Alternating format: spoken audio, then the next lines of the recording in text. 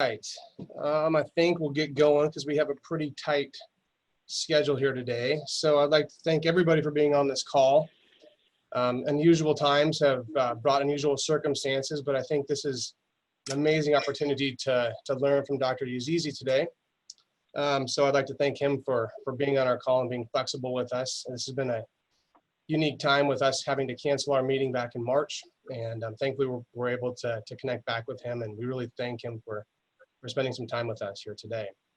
So first of all, I'd like to welcome everybody on this call, but also the students and residents. If you're interested in rheumatology, I'm going to put a little plug in here. You're welcome to join our society. There's no charge. We'd love to be sending you mailings and whatnot.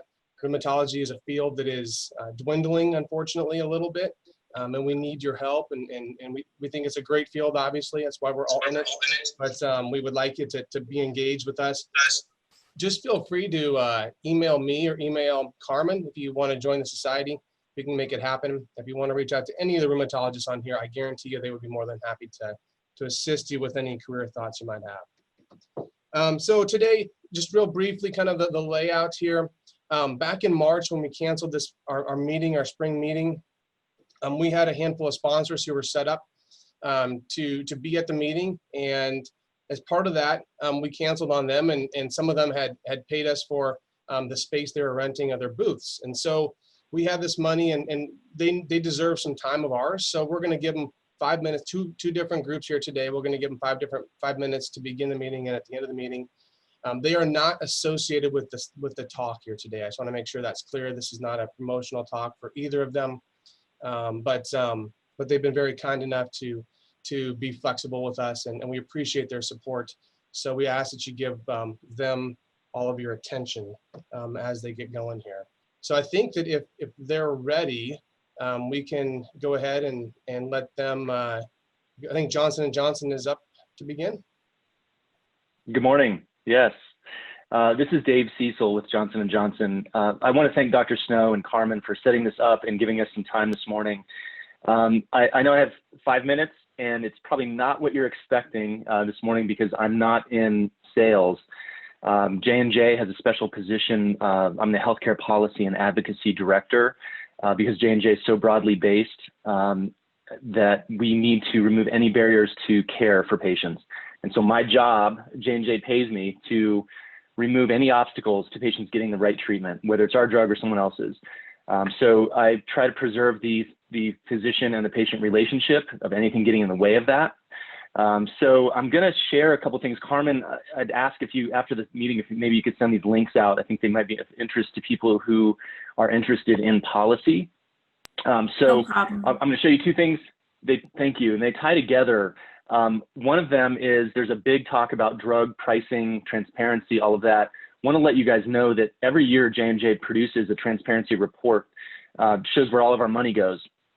And it's pretty enlightening. And the reason I like to share it is because it illustrates the problem with the system right now, which is a rebate-based drug price system where the list price doesn't mean anything. You need to raise your list price to give bigger rebates to PBMs and insurers so patients have access to care. But who gets hurt in the end is the patient in the middle, especially when they're paying a percentage of a list price of a drug. It's awful. And we don't want to see that either. Patients, if they go off of therapy, it doesn't do us any good, and we get poor outcomes. A lot of our contracts are starting to be more value-based, outcomes-based, and so we want patients to stay on drug and be able to afford it. One thing I want to show real quick, this will take 30 seconds, is just a snapshot of our transparency report, because this really shows some of the misconceptions out there and kind of the problem with the system. So everyone thinks drug prices are going up. Actually, over the last 5 years, J&J's net price of our drugs has gone down about 9%. More than half of our list price gets paid to middlemen like PBMs and insurers in the form of rebates. And most of the time, those rebates don't get passed on to patients, unfortunately.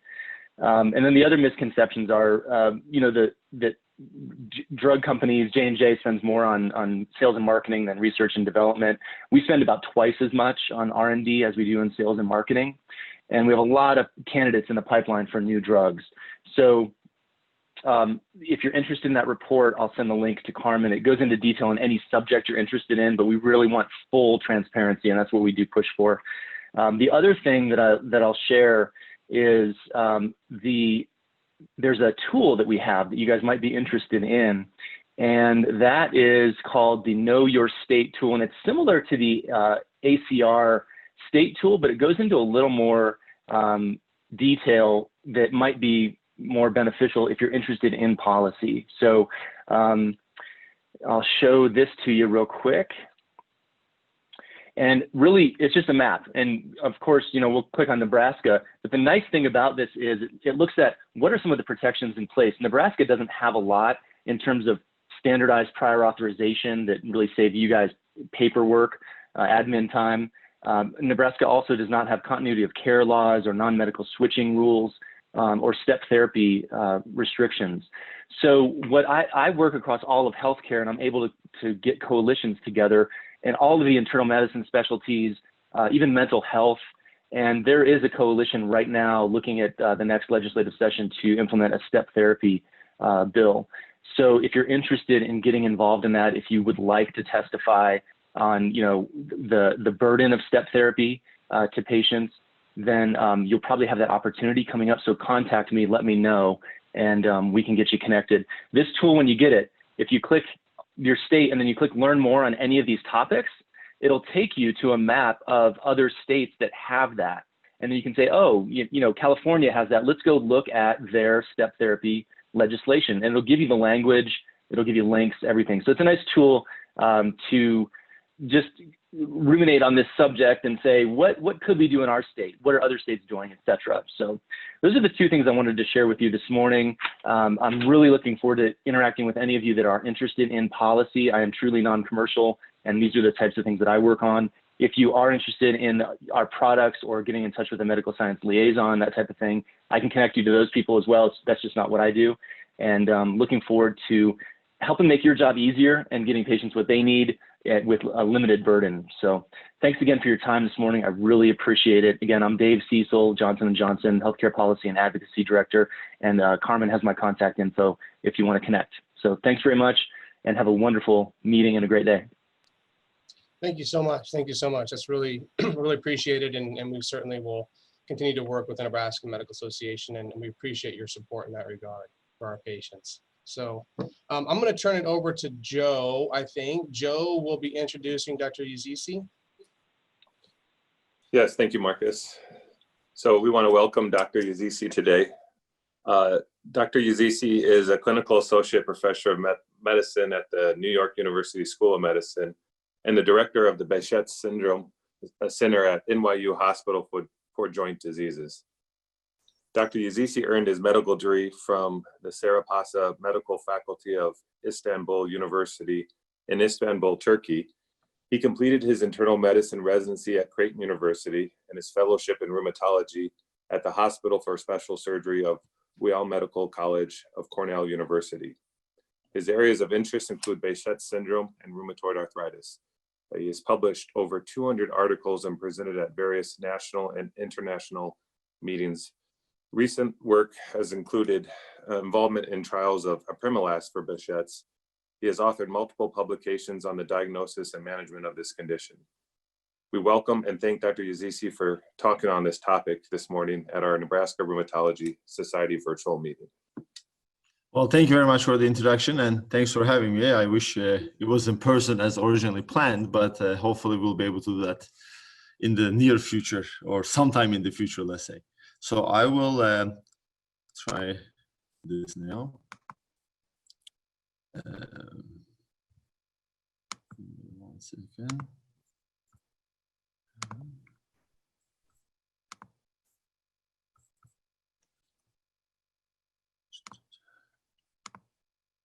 All right, can you see my screen? Not yet, Dr. Yazici.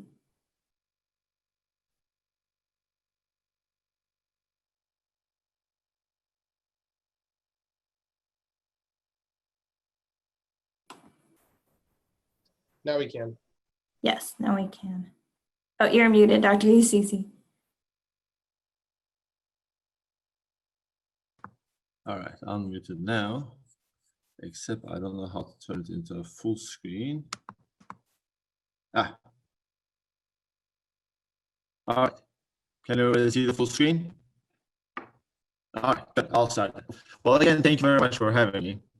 And what I want to do is go over where we are in 2020 on Behcet, and it's an exciting time for at least rheumatologists.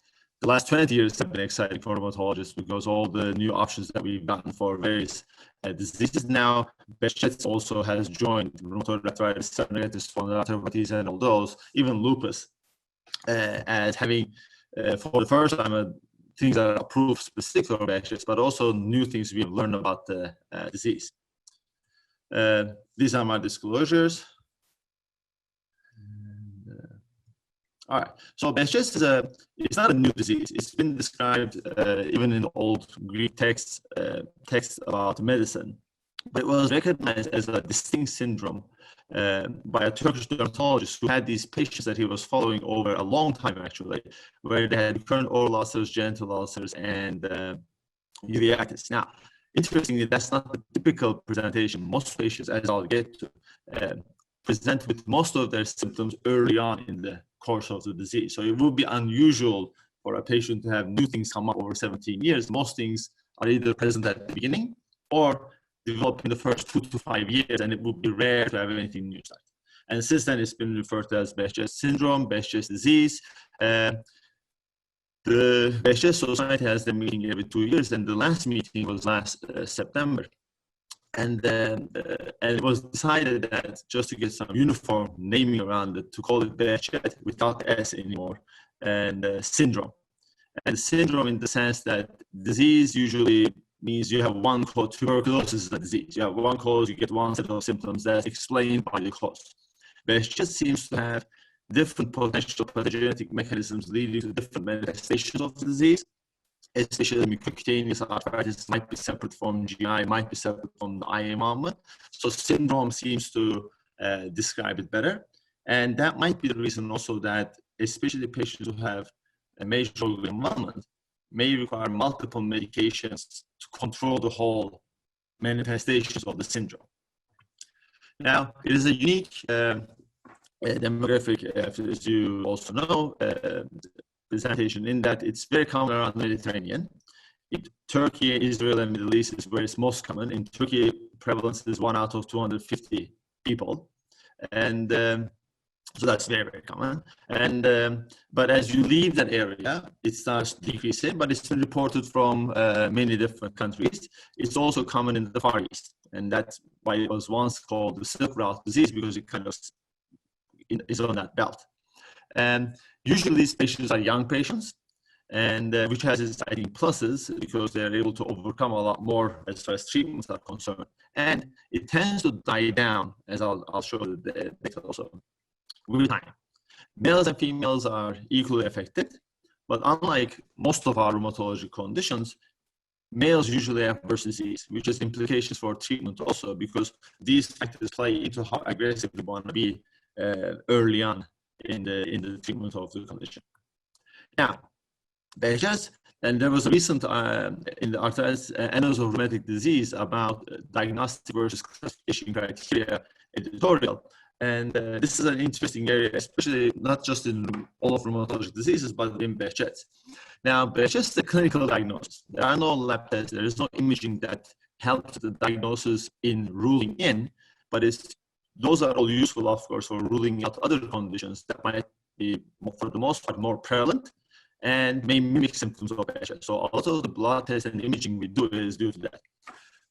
There are 17 different criteria that have been proposed and published and all that. There are 2 that are used most commonly. The one that's most commonly used, the one that's up here right now, is the Behcet's International Study Group criteria, which is the one that's been used in clinical trials of any treatment options for Behcet, which says you have to have oral ulcers, and but except 2 or 3% of the patients do not have oral ulcers, but that's small enough that you can have that, you must have it close there. And 2 of the following, which we'll talk a little more in detail: genital ulcers, skin lesions, eye involvement, uveitis, and pathogens.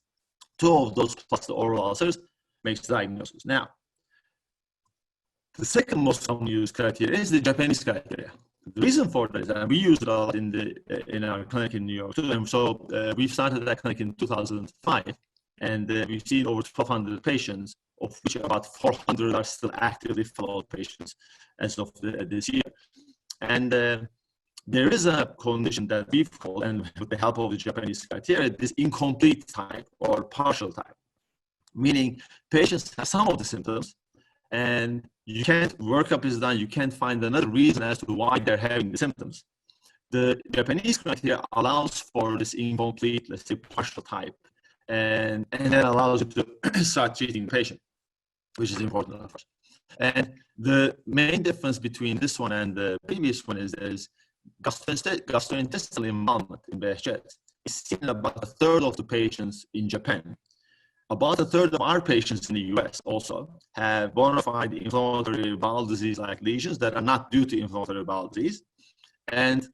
But the criteria, the international study group criteria, was developed in patients in Turkey and Israel, where it's very rare to have gastrointestinal involvement. So those manifestations didn't rise up enough in the threshold to make it into the criteria. That doesn't mean it's not part of the condition. And also this allows for epididymitis, which is seen in about 10 to 15% of patients. So between these two, we cover most of the clinical spectrum, let's say, of the disease. Now, just as a discussion point, this new criteria was developed some years ago, basically mimicking what we use for rheumatoid arthritis. So you get points for certain manifestations. And what they did was ocular lesions, 2 points. You can see genital lesions, 2 oral lesions, 2, and you need 4 to get Behcet's diagnosis. But just looking at this, you can see that it's problematic that you can actually have genital ulcers, oral ulcers, and you suddenly have Behcet's. Now, that doesn't really work well for a criteria, especially for a disease that has a pretest odds of low pretest odds in the US, for example. Now, and groups have looked at comparing these sensitivity and specificities, and it becomes very important, I think, to pay a little attention to this, because when you look at the new criteria versus the old criteria, the specificity is worse. In the sensitivity seems to be improving, but it's the specificity that determines if you're overdiagnosing people. And especially when the next step is some immunosuppressive drug and a label that sticks to people for a long time, I think what we need is something that's more specific potentially. Now, this is a group in England where the disease is not common, and they looked at their patients, and that basically very nicely shows what happens when you go to a place and try to use this new criteria. What they saw was the sensitivity of the new criteria was 97.9%. ISG criteria was, let's say, 78, not that great. However, if you look at the specificity, it's from 19% to 70%, which means that they were diagnosing a lot of patients who don't have Behcet's as Behcet's, which doesn't help the patient or the doctor, in my opinion. Now, unfortunately, just as a thing, we have that problem in rheumatology, and most well shown, I think, with the not new now, it's a decade old, rheumatoid arthritis criteria. This was a study we did, taking the new RA criteria, 2010 criteria, and applying it to consider the patients. Now, if you look at the RA patients, yeah, they fulfill the criteria close to 100%. But half the lupus patients, a good number of the OA patients, also fulfilled the rheumatoid arthritis criteria, 2010. The reason being, again, if you look at the table on the bottom, the specificity is only 55%. That means you're again overdiagnosing people, and we're not the only ones to show that. Afterwards, others have shown this too. What that means is, and if you've noticed recently over the last couple of years, there is these reports of rheumatoid arthritis patients are changing. There is more of the seronegatives that have worse disease.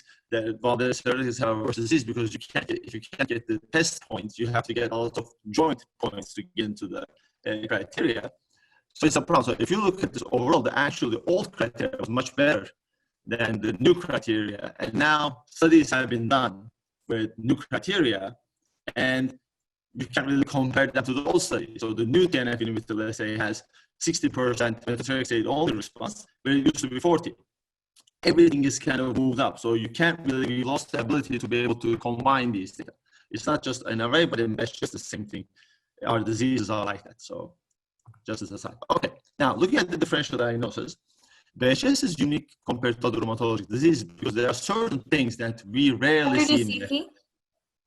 Yes. Oh, sorry to interrupt you. It's just we're getting a little bit of interference on our end on the audio. I wasn't sure if there was something creating that interference. It's just kind of cutting out a little bit. All right, can you hear me now? Is that better? Yes. Okay. So when we're making the diagnosis, there are certain things that we look for. And if the patients have these, one or more of these, then we start, okay, they might look like they have Behcet, but the more of these things on the uncommon not seen in Behcet side that we have, we start thinking, well, maybe this is not Behcet, something else is going on. So for example, Sjogren's syndrome, association with other autoimmune diseases, Raynaud's, secondary Raynaud's, polysaccharoditis, autoantibody, sun sensitivity, these are rare things in Behcet. Now, that doesn't mean it can happen. But if you have these accumulating, let's say, in the history of the patient, then maybe it's time to reconsider the diagnosis. Things that are unique to Behcet, genital ulcers that scar, especially scrotal scarring, is very unique. Pathogens we'll talk about is unique. Pulmonary arterial aneurysms and the clinical courses I'll get to is also different than most rheumatologic conditions. Now, initially, Behcet in the 70s was grouped with seronegative spondyloarthropathies because it has eye involvement, it has arthritis, it has skin lesions, genital areas involved. So there are lots of overlapping things. Then it was switched over to vasculitis. And partly because if you look at the details of the symptoms, they have skin lesions, but rarely get psoriasis. They have arthritis, but spinal involvement and sacroiliitis is rare, not unseen, but rare. Usually discharge doesn't happen. GI involvement is slightly different than what you see. So when you look at the details, overall picture may be fitting, but it's more of a, it's not a spondyloarthropathy. And the interesting thing about the disease course is that, and I'll show you 20-year study soon, with time, the severity and frequency of the symptoms decrease, even without treatment. So, but that might take 20 years and they already lost vision in one eye. So we're not recommending not treating, they're going to get better. But we need to kind of keep that in mind that these patients, for the most part, will be having less and less and less problems down the road, which brings in, okay, we go in aggressively, let's say, to control the activity so no damages occur. And then we might be able to pull back on the treatment options. This is very different, of course, compared to RA, lupus, and all that. And there is a supplement that comes out every year of the Clinical and Experimental Rheumatology Journal that has autoinflammatory conditions as its title, and it covers literature on Behcet and FMF. Well, FMF is, of course, a prototypical autoinflammatory condition. Behcet doesn't really fit that. It has some features of it, but if you look at it, starting in children, Behcet is less than 7-8% of Behcet starts in children before puberty. Well, FMF is a lifelong disease usually. Behcet isn't a lifelong disease. There are some genetic aspects of differences. Response to colchicine is very good in FMF. In Behcet, it's questionable. And so Behcet doesn't fit that either. It's not clear where it fits. And more interestingly, which we've done some of this work comparing our patients in New York and their ethnic backgrounds, is the question is it genetic or is it nature? Is it nurture? Well, the answer is probably both, as in most things. But we have some data here because people who have moved from endemic areas for Behcet to non-endemic areas. So the Japanese living in Hawaii, Turks who've moved to Germany and have had 3 generations there, and the Northern Africans in France. And then a third of our cohort has their parents and grandparents from areas common with Behcet. What we find is the rates of the syndromes and the manifestations of 80% still have genital ulcers. Half of them still have eye disease. It's very similar to where they were originally from, let's say, but the severity is much less when you move out of the endemic area. So at least the initiation of the condition is probably has the genetic roots, but environment seems to play a role in the severity of the condition. So it's an interesting situation there. Now, briefly about the clinical manifestations. Now, oral ulcers, of course, are very common. And these are usually small and they don't scar, and they have good, nice borders usually. And they're in the wet mucosal surfaces of the mouth. So seeing ulcers outside of the mouth, again, is if you don't have anything inside, makes you questionable that this is due to Behcet. And they resolve in about 10 days on their own, but they keep recurring. And they are usually more than 3 to 5 at each attack. So some patients have 1 or 2, but mostly they are in like clusters and multiple lesions. Genital ulcers, again, they heal on their own, but they recur. Because of where they are usually secondary infected, and people think that might be contributing to the scarring that they have. And as I mentioned, scrotal scarring is very specific for Behcet. A lot of females have other issues, of course, that can mimic these lesions, and infections are more common. And they might have ulcers that they did not know about. And so when we suspect a female patient, we do send them for a proper OBGYN exam to make sure that there's no scarring that people have missed, because that would be helpful even if they don't have active lesions and they're not aware of having lesions. And skin lesions are 2 types. There's the papulopustular lesions and nodular lesions. Now, papulopustular lesions are acne. And when looked at blindly, you can't really differentiate them from regular acne that teenagers get. But these are, for the most part, not teenagers anymore. And they're in unusual places. So that's interesting to keep in mind. Now, as I mentioned, it was taken out of the spondyloarthropathy group, but there is, again, going to the syndrome path. There is data to suggest that patients who have acne in Behcet and arthritis, they tend to go hand in hand. And when they did tendinopathy work with ultrasounds, they saw that Behcet patients with arthritis and acne had enthesitis scores as on the left-hand side, much as the ankylosing spondylitis patients. So at least in this part, they seem to be sharing some common, let's say, underlying pathology. Second type are nodular lesions, and these are either monodosal lesions or superficial thrombophlebitis for the most part. Now, sometimes clinically it's difficult to differentiate them, but it's important to differentiate them because superficial thrombophlebitis and any other thrombotic event is a risk factor for pulmonary artery aneurysms, which we worry about in patients. It's less than 10% of patients. In some series, it's less than 5% of patients. It's not common, but there's a strong association between thrombosis and thrombophlebitis in other places and pulmonary artery aneurysm. So it's something to watch out for. And as I mentioned, pulmonary artery aneurysm is unique to Behcet, and it can be multiple, it's spread, and it's one of the few, along with central nervous system involvement, which is also less than 5% or so, manifestations that can happen after 5 years also. So patients with pulmonary artery aneurysms and central nervous system involvement are some of the few patients we keep on medication for much longer, if not for life, because we don't know what's really going to happen. And these are really horrible manifestations that if they're lucky enough to respond to a treatment, we usually keep them on it and not risk taking away the treatment. Now, what methotrexate is to rheumatoid arthritis, azathioprine is to Behcet. And it was in the early 90s when the studies with azathioprine were done. And it's really made a difference. So you can see the patients who were diagnosed before the 90s and diagnosed since 1992, the mortality and survival rate has really improved with these immunosuppressive agents. It's still not great, but it's better than what it used to be. And another issue, central nervous system involvement, which manifests in 2 ways. It can be parenchymal involvement or dural sinus thrombi. Unfortunately, it's the dural sinus thrombi that responds to the treatment well, immunosuppression, but it's only about 20% of the patients. It's the parenchymal involvement, brainstem especially can get involved, and with the accompanying manifestations, does have a bad prognosis, and there is no specific treatment. We just immunosuppress and kind of hope for the best.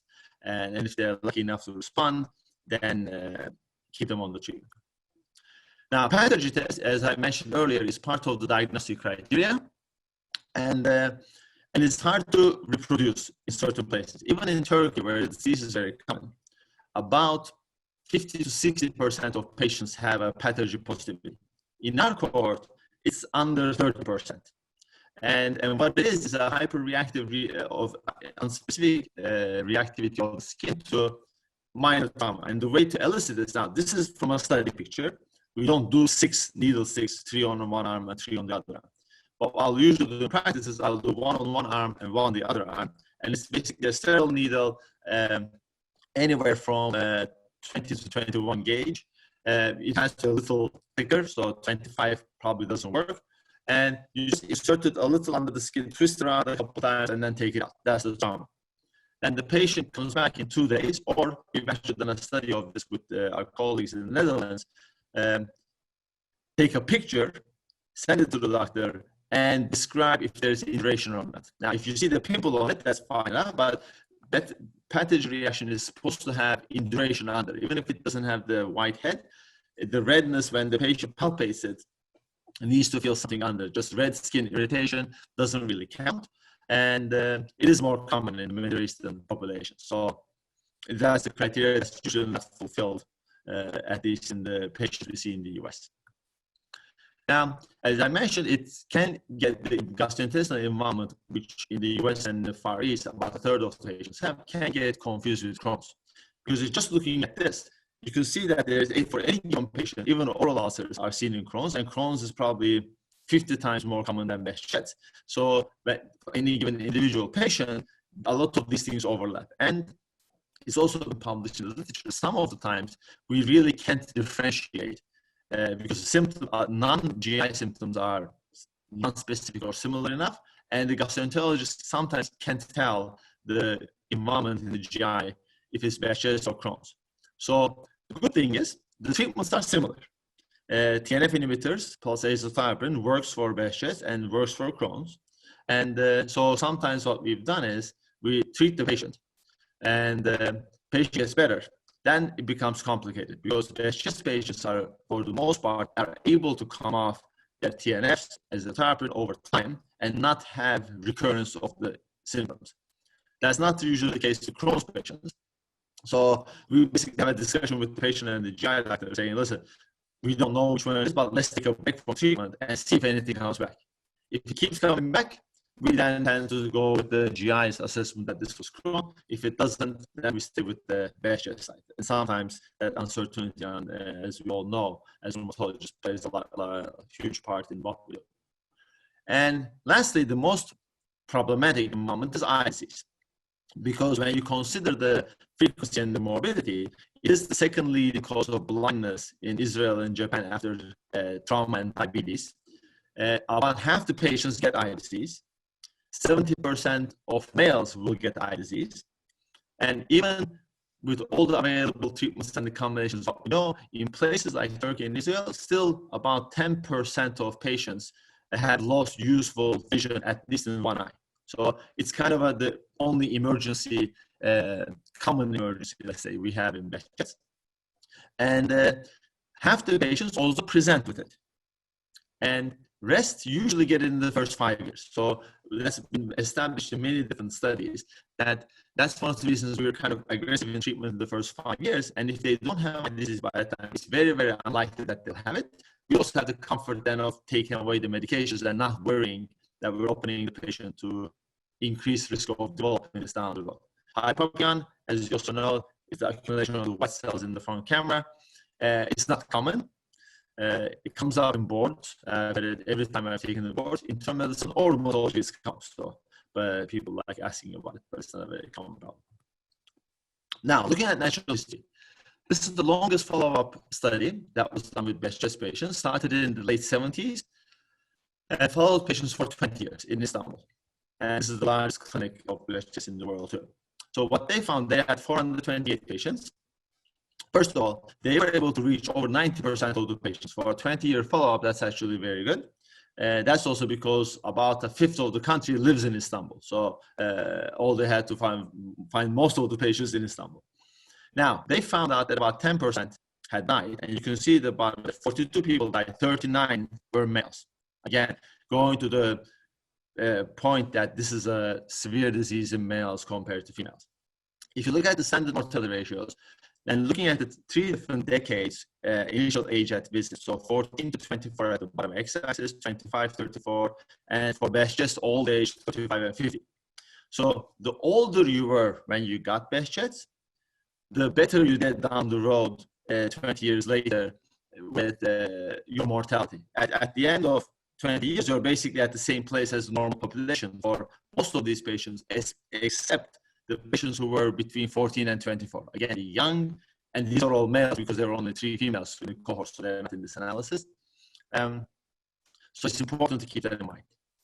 And when we look at the reasons, vascular disease, again, the thrombosis, the pulmonary arterial aneurysm, CNS, again, those are the top 2 reasons, and those are the top 2 rare but problematic manifestations that we don't do that great with treatment. Again, looking at the eye, half the patients presented with the eye disease. And then you can see in the next 5 years, most of the patients, less than 10, around 10% had it start after. Now, more importantly, and this is from 77 plus 20 years. So only the last part kind of has azathioprine, more aggressive immunosuppression treatment paradigm. So these patients, for the most part, were not really treated aggressively. Even with that, at 20 years, oral ulcers are less, gentle ulcers are less, and this is looking at the last 12 months of the patient in the follow-up. All manifestations were less seen. And when you look at all of them, in a worst-case scenario, so if you think the follow-ups also die and they're active at least, about 60% of patients, even without good treatment, are free of disease at 20 years. That number now, that nobody's done another 20-year study follow-up with the current treatments we have, but that number is felt to be around 80% at these 5 people who see also Behcet patients, especially in females. So there is a very good chance that we can, with treatment early and aggressively, we can put these patients into remission. They'll be able to come off their medications and stay in remission.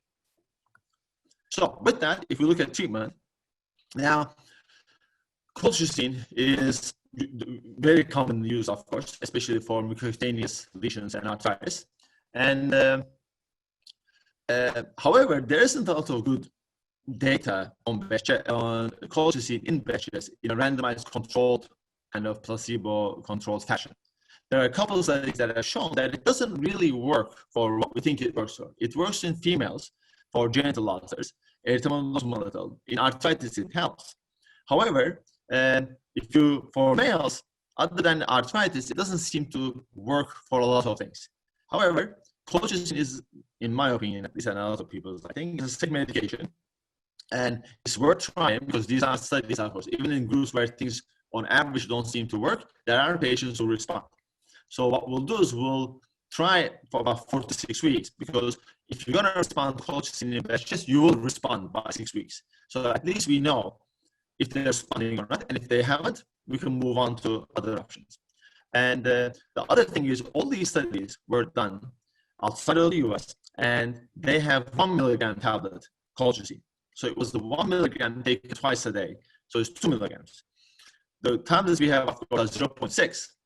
So to even get close to the doses they were using in the studies, patients will have to take 3 tablets a day. And that still doesn't make it there. And at least in our experience, a lot of patients can't really tolerate 3 tablets of colchicine a day all the time. So there is some potential, even in these studies, maybe non-compliance was an issue where they didn't get the full benefit of the colchicine. But we still do use it, and it does seem to help with some of the manifestations, especially in females. Now, females have less severe disease, so it could be that colchicine is reserved for the less severe, even in the males, and that's why it's worth trying, I think. As I mentioned, azathioprine is to Behcet what methotrexate is to rheumatoid arthritis, and it has very good data presented in randomized controlled trials. This was the first one that looked at it for eye disease. And what it showed was it prevented the emergence of new eye disease, preserved vision, and prevented blindness, prevented hypopia. Not only that, it also helped oral ulcers, genital ulcers, arthritis, and thrombophlebitis. And thing to remember, the doses in this first study and the ones afterwards were targeting 2.5 milligrams per kilogram dose of azathioprine, which is 200 milligrams for most patients. if not higher. So we have to kind of keep that in mind. And TNF inhibitors. Now, TNF inhibitors are used very commonly in Behcet, especially in patients who have IDs and gastrointestinal involvement. There's only one randomized control trial done with TNF inhibitors, and that's with etanercept. And that was looking at arthritis and mucocutaneous involvement, and it worked.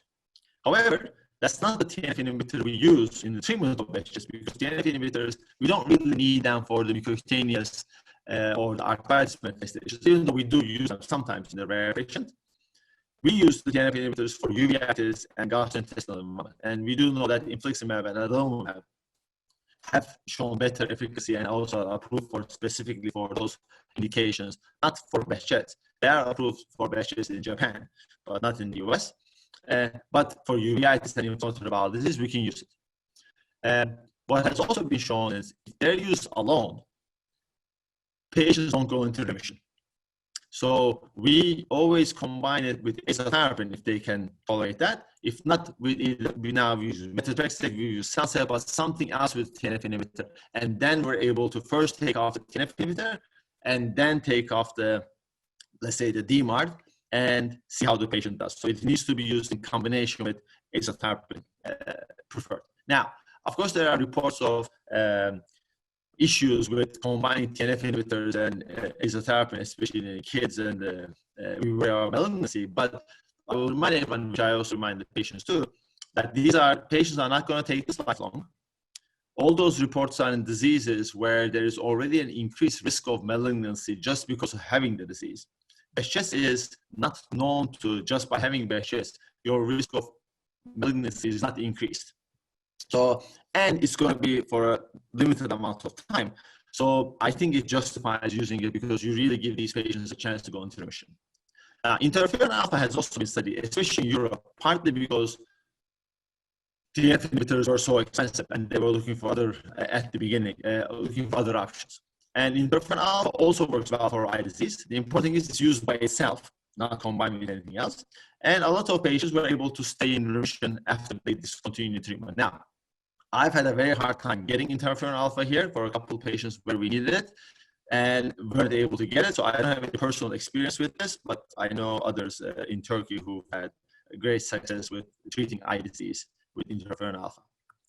And if you compare it to infliximab, it does seem to, as well as infliximab, just something worth considering. Now, there have been recent reports with ustekinumab, which also is interesting, of course, because it can be used in seronegative context too, helping, or this is in France, they've done 2 studies, and this is a group that's been working with ustekinumab the most, where they open label 14 patients failed colchicine, they gave ustekinumab 3 injections, and it seemed to help.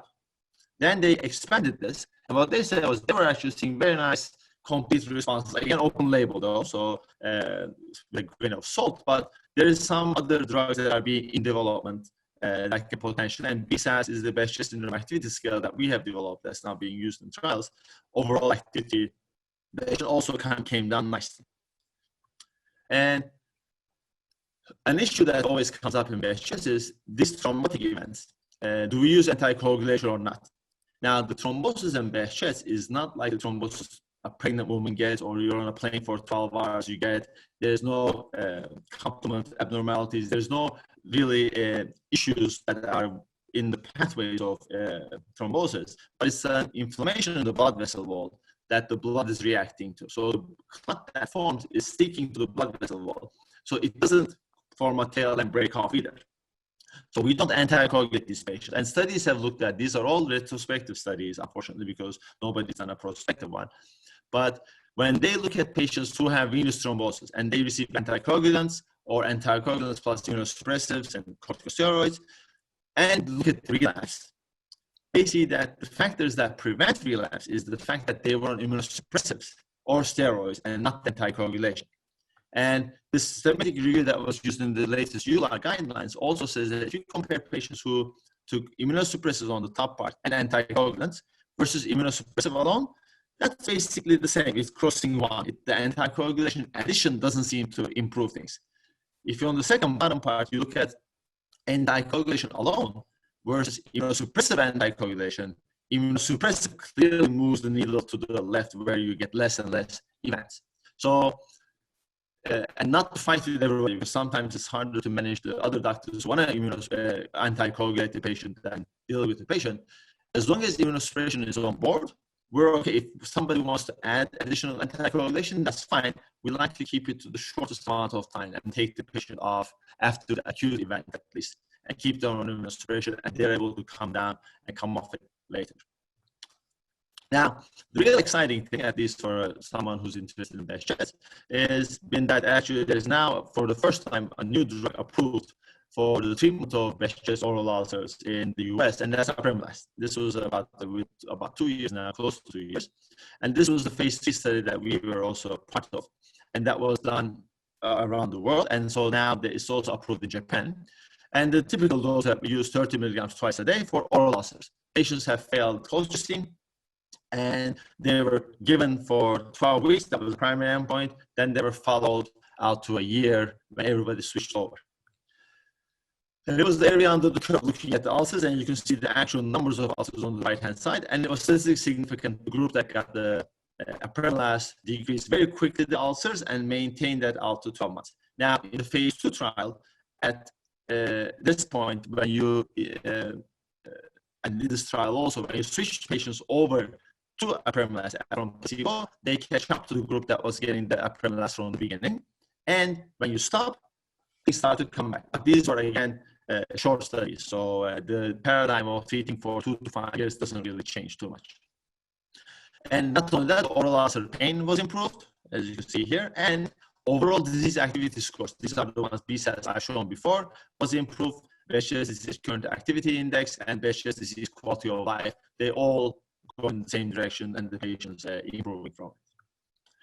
Now, this was a review at the end of how we, and I think this treat Behcet and paints the picture of why this is a syndrome.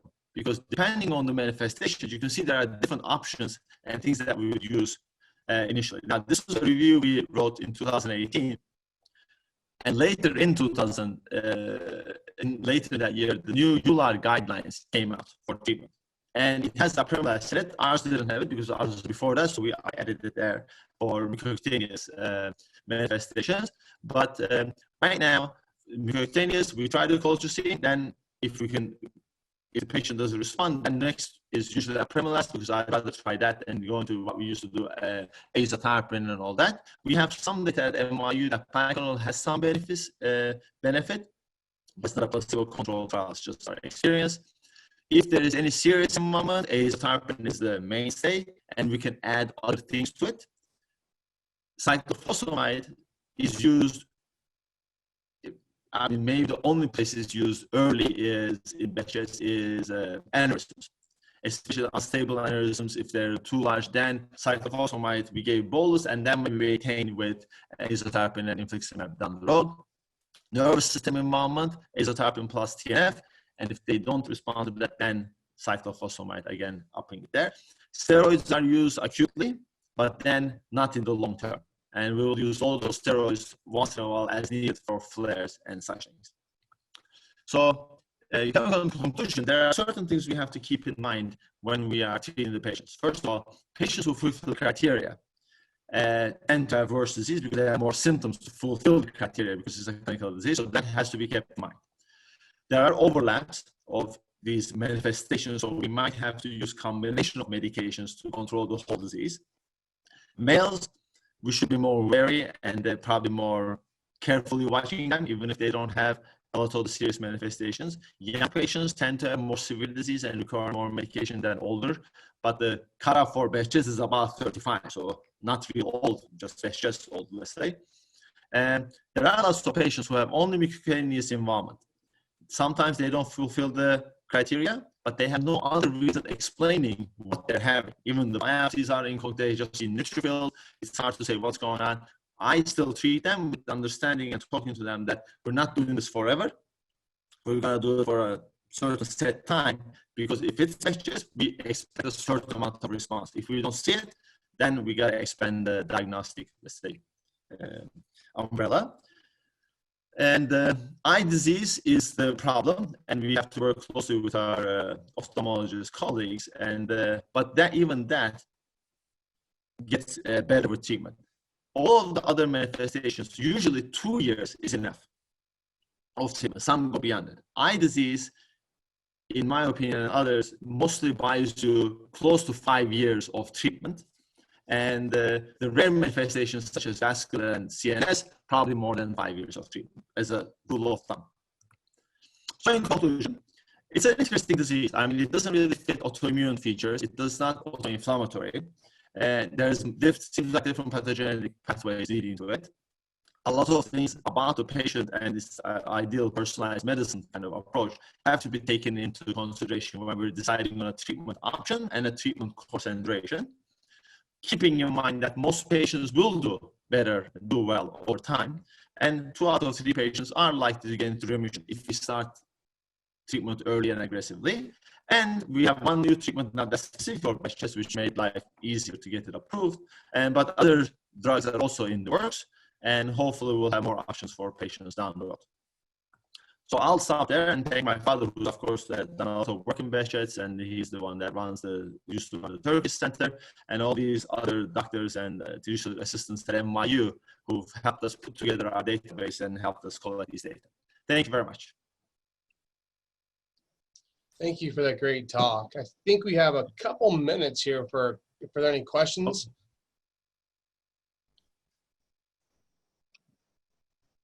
Well, I guess while we're waiting, the one that I had for you, Dr. Yazici, was, I've seen a couple of patients who come in and they have more than usual oral ulcerations, and I've seen a couple who've had like 1 or 2 vaginal ulcerations, and they were not HSV, and they come to me from the gynecologist saying, is this Behcet's and what can we do?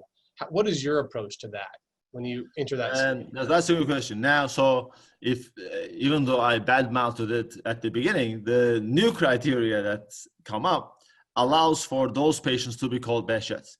Now, so if the other workup has been, so infectious workup, as you mentioned, is negative, and other lupus antibodies are negative, there is no GI involvement because those can do those things. And I think it's worth trying to treat and see how the patient does. So colchicine is a good option. Colchicine is a good option, and maybe with low-dose prednisone.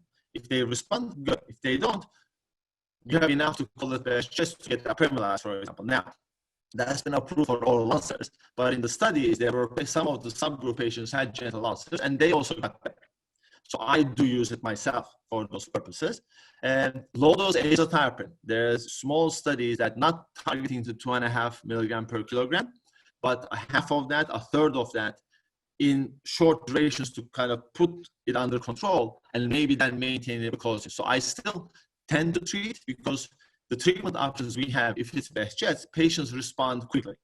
And then we know, all right, this looks like maybe underlying problem is Behcet or semi-Behcet, and also ethnic background makes a difference because when you have a disease that's common in an area, like it's from Turkey, for example, it's a lot more common to see incomplete or partial presentation of the condition. So we've had many patients with Iranian background from Israel in the New York area and Turkey who have these partial presentations, and then I feel more comfortable that this is Behcet. Now, Northern European, Scandinavian, I feel maybe less confident, but because the drugs we're talking about are safe, at least in the short term, if not also in the long term, I would try it and see how the patient does. As a quick follow-up on that, how long, let's just say you decide on azathioprine or you decide on a medication, you mentioned it's a quick response. Is it within a couple months normally? Would you say 3 months would be a reasonable trial? Yeah, I would, for azathioprine, it's a slow-acting drug, much slower than colchicine. So usually it's 6 months. And that includes the building up phase also. So maybe they start with 1 tablet, then they go to, let's say they're 200 pounds, then go to 2 tablets, 3 tablets, 4. But if it's only for oral ulcers, they usually respond before hitting that high dose. So the 2.5 is mostly for eye disease and GI and all that. For other manifestations, we rarely have to get to that target because we slowly build up. And at one point, the patient responds, and then we can stop there. And once they're better, we stop it. Because if it's due to Behcet, Once you can put it into remission, yes, it can come up when you have an infection, you're stressed, these things do happen. But you can manage those with low dose prednisone, 5 milligrams a day for a couple of days, it goes away. Or colchicine for a couple of days, and it goes away. Great, great. Well, thank you so much for your wonderful talk. We really appreciate Thank you, it. of course. Glad we could get Well, together. thank you for having me. As I said, hopefully next time in person. But Absolutely, absolutely. thank you. So I should stop sharing then? Yes, if you can, that would be perfect. Yep. All right. All right, and I think that we have Amgen up here for a few minutes. Yes, hi, can you hear me, Doctor? Yes, we can hear you. Okay, hey. Well, hello, everybody, and thank you so much for letting me jump on during these unprecedented times. My name is Paul. I am the district manager out of St. Louis. I'm helping out Natalie today. She, for those of you that know Natalie, she had a baby last week, about a week ago, so a little early. So Ambrose James was born. Everything's fine with mom and baby, so you're stuck with me here for a few months covering that wonderful area. But anyway, just want to introduce myself again. My name is Paul, and I was fortunate enough to launch Otezla. Actually, it's been about 6.5 years now. Doctor just did a great job talking about the newest indication of the oral ulcers associated with Behcet's disease. Prior to that, as most of you probably know, there's the psoriatic arthritis indication for the adult patients with psoriatic arthritis and psoriasis as well. And I'm just going to hit a few high points of Otezla again as probably a reminder more than anything. It is an oral non-biologic PDE4 inhibitor. And so like I said, it's been about 6 years. April was 6 years for the psoriatic arthritis indication. Next month will be the 6-year birthday for plaque psoriasis. And just a couple notes on just the success of Otezla, hopefully to give you some confidence for utilization in your offices. For those of you who maybe don't have a ton of experience, again, the drug has grown for 24 straight quarters over previous quarter. So, a lot of utilization in the dermatology and rheumatology field. We've got about 300 reps total covering both rheumatology and dermatology. And again, a lot of the reasons behind, I feel like some of the success is, it is an oral that you can start your patients on today. There is no lab work required on label. There's 5-year safety data now that was very similar to the 16-week safety data. Just for fair balance, side effect profile, headache, diarrhea, nausea, upper respiratory tract infection were seen. Most of those did dissipate with continued dosing from patients. If you weren't aware, with Otezla, there is a starter pack. It's a 14-day titration pack that we can either have shipped to your office, especially during these times where there are some states that aren't allowed to make calls in the offices. And I know it's again, challenging times for you with access for reps anyway. So we have that ability. So those were seen. So those are definitely real. And then there is a warning for depression. So there were 1,493 patients studied. About 1% on the dot reported feeling depression or depressed mood on Otezla versus 0.8 on placebo. So 1.0 versus 0.8, 1,493 patients in the psoriatic arthritis studies for fair balance. Other than that, really, like I said, it's a pretty straightforward drug. The positioning of it in the psoriatic arthritis space is as an alternative or as an add-on where methotrexate may not be working for your patients. Again, you've got a lot of great drugs in the space, which is great for you all and us too. So it's great that we can help you hopefully take care of your patients. As far as from a psoriasis standpoint, there's been during this pandemic, there's been some updated scalp data that's been added into the label. As I'm sure you're aware, 8 out of 10 of your patients roughly that come in for joint, that have some complaints on their joints also have some scalp involvement. Otezla's been used for scalp primarily for, again, since launch, a lot of the folks, especially in the dermatology field, have noticed that Otezla helps with the itch associated with scalp. So we're really trying to just get the word out for you all too, when you're trying to take care of your patients, that that they definitely have some scalp involvement. Otezla's been shown to help with the pruritus in as soon as 2 weeks, and 47.1% of the patients were clear or almost clear at 16 weeks monotherapy. So it's definitely a kind of a go-to in the dermatology space for scalp psoriasis. And then managed care. I know it all, at the end of the day, I've been in the industry about 12 years. We can say anything we want, but at the end of the day, I remember when I first started in dermatology, a physician in St. Louis said, it doesn't matter how great your drug is. If we can't get it, we're not going to write it. And totally understandable with that on that standpoint. The good news with Otezla, it's come a long way in 6.5 years. And now with Amgen, who, if you didn't know, bought Otezla and the employees from Celgene, my old company, in November of last year. Amgen has long had some really good managed care with Enbrel. So that should only help us as we move forward. Just as a quick example, like Express Scripts, which many of you are familiar with, one of the largest PBMs in the country, now has Otezla in a preferred status for psoriatic arthritis patients. They do not have to have failed a DMARD or a biologic. So we've seen that just within the last 6-7 months, just as an example. So, there's a team always trying to help with that, because I know managed care, especially in these times for your staffs, I understand that time is valuable, and the last thing we want to do is be a hindrance for you. So we've come a long way in that standpoint. Obviously have some robust programs, just like the other some of the biologics out there with your Medicaid, Medicare folks.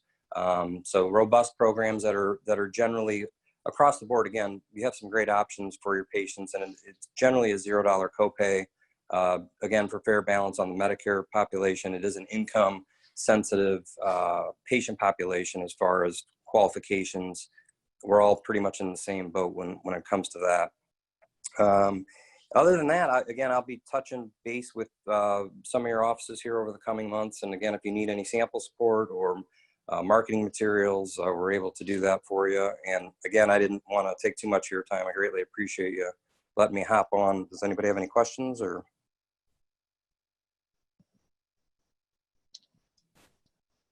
I'm not seeing any in the chat, Paul. Thank you, though. Thank you so much, Paul, for your support, and we appreciate you helping us with our meeting here. So it was a pleasure. Thanks for having me on. Have a great rest of the day. Yusuf, John Hurley, nice to see you. Look forward Nice to to see getting you. you come back out to Omaha. Thank you I very would much. love to come Nice back. seeing you too. Hopefully soon. Yes. And thanks for even this opportunity. So it was nice to see some old friends. Thank you. Thank you so much. Thanks a lot. Enjoy. all right, guys, thanks. That's it for the meeting. Everyone has work to do, I'm sure. If you have any feedback, please email me or Carmen or any of the board members. We can try to see if we want to do this again sometime in the near future, timing and whatnot, ideas for talks. We're all ears, but hopefully we can do something like this again in the next couple months, 2 to 3 months. So, but we'll be in touch. Thanks. Thank you very much. Thank you, everyone. Thank you.